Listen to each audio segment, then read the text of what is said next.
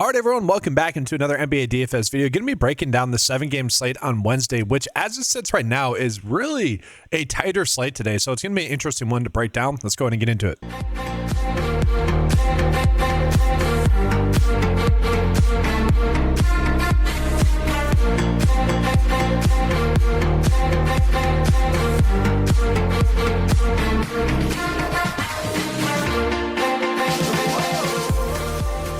And so let's go ahead and start off with the guard position today, guys. What's interesting just in general about this slate is I'll actually show you guys the starting lineup. There's not really any big name players that are currently listed out. A lot of players are actually going to be healthy, it seems like, heading into today, rather than the opposite of that. Now, we are waiting for some news on whether or not someone like Bobby Portis wound up playing for the Bucks.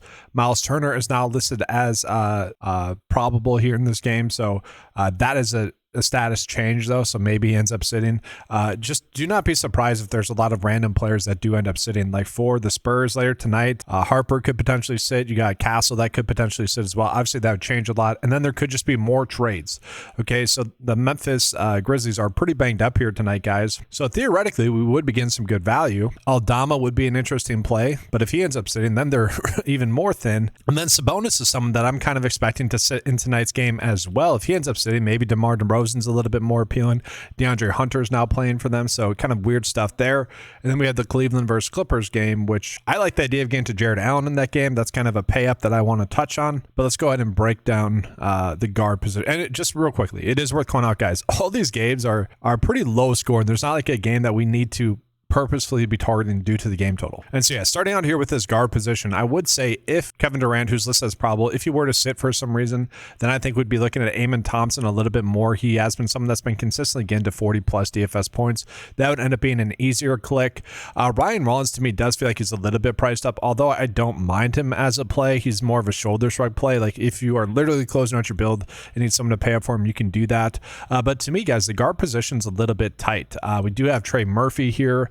To me, he's a fine play. I would expect him to have, a solid game. Do what he's been able to do recently, which is score around 37 fantasy points. An interesting tidbit is that Kevin Porter Jr. is available to play on Wednesday. So with him being available to play, he's arguably way too cheap, assuming that he ends up playing 30 plus minutes in this game. Okay. And so if he does end up playing 30 plus minutes in this game, then that actually means that Ryan Rollins ends up being a little bit too expensive. So for now, I'm going to put Kevin Porter Jr. in there in the lineup. If he ends up being limited minutes wise, then obviously we would want to get off of him. Continuing on, guys, I don't hate Fox. I don't hate Pritchard. Those are all decent clicks. Ty Jerome is someone I don't mind the idea of trying to get to in some capacity. The issue is only 20 minutes over the last 2 games. If we go ahead and take a peek at the cheat sheet, guys, he is going to be one of the better point guard values, but also not someone we necessarily need to go out of our way to target. We are noticing that we got Fears and Murphy popping up as values for the Pelicans, Harper as well for the Spurs. And so if Castle sits, I wouldn't mind that there. And then Ty Jerome. Ty Jerome is going to be kind of the next best, and I'm okay getting to him. He's projected for 22 minutes in this game. That is something that's more appealing for me tonight. And so he's someone I could put into the guard position, guys, if we really want to get there with him. But after that, it starts to get a little bit too thin. I don't mind the idea of chasing like AJ Green to have a hot hand once again tonight. Ended up going 5 for 9 yesterday from 3-ball range. I just shot the basketball extremely well, and I kind of expect that to continue with him, although that could end up being a little bit too thin. I could see Bones Highland getting a little bit more run here tonight after the Mike Conley trade, but also I feel like he's priced up enough to the point where we don't necessarily need to chase that as well. Tyler Kolek's been someone that's been getting a little bit more run. If you guys are really desperate for some salary relief, he's someone I think we could potentially get to, but not necessarily someone we need to get to as well.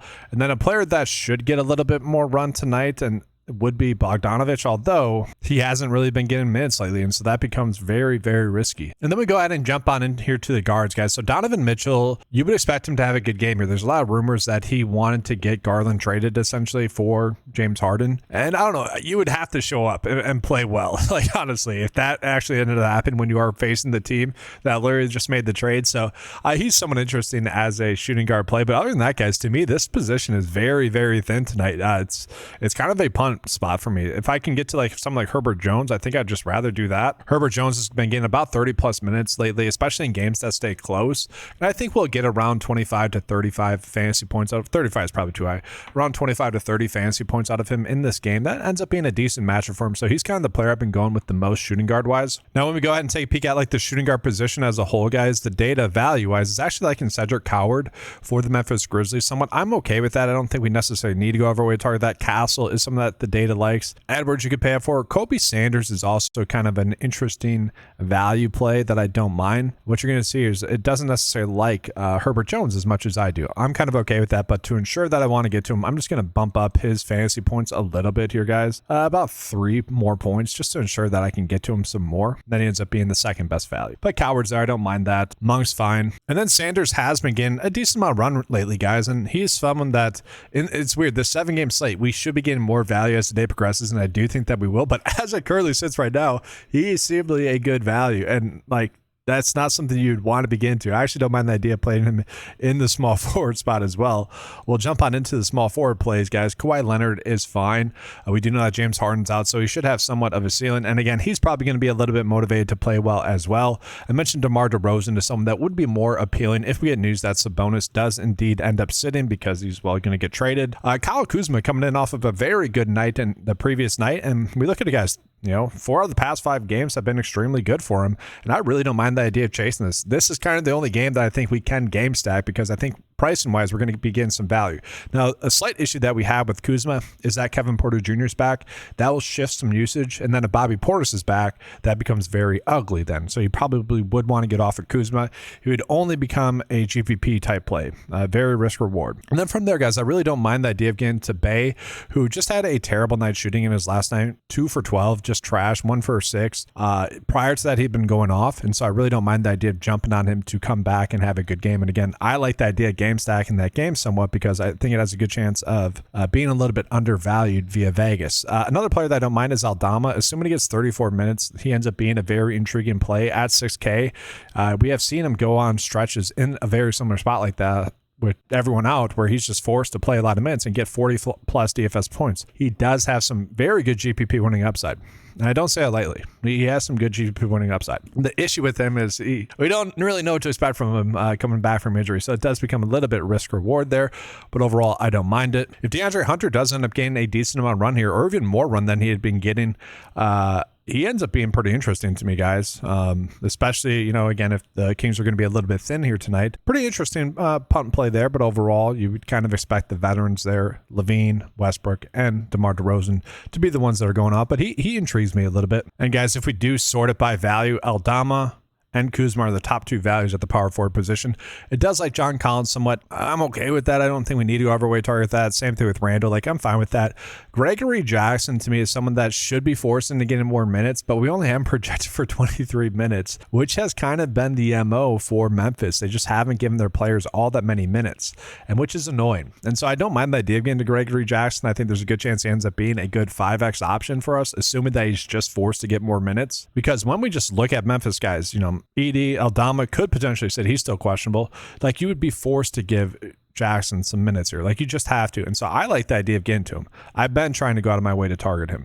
And then we go ahead and jump on into the center position. Sure, if you can pay up for Jokic, you want to do that. I'm okay with Wemby. Sengun, I don't necessarily love with KD being back. He's fine. Towns is fine. Vucevic could play for Boston, guys, after that trade, but overall I want to take a wait-and-see approach. To me, the clear-cut play is Jarrett Allen. He crushes with Evan Mobley and also Darius Garland off the court, poor 36-wise. And we know James Harden's not going to be active here. Assuming that this game stays close against the Clippers like it's projected to, then he should be able to get 30-ish minutes, maybe even more than that, and we could have a very high ceiling out of him. He is my favorite center play. If he disappoints, my bad. But on paper, it's just clearly a terrible price tag. And on top of that, guys, because Vegas is not valuing him correctly, he's not going to be someone that necessarily pops up as a great value as well.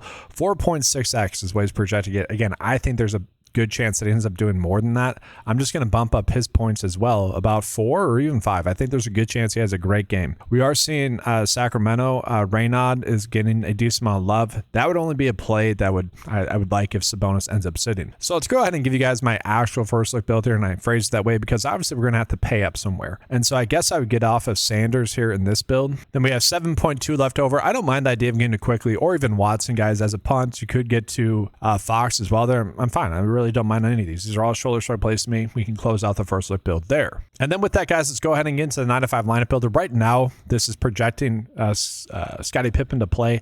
I'm exiting him out. I don't think he's going to play. And so other than that, and even Bogdanovich as well, I don't really expect those two to be great plays.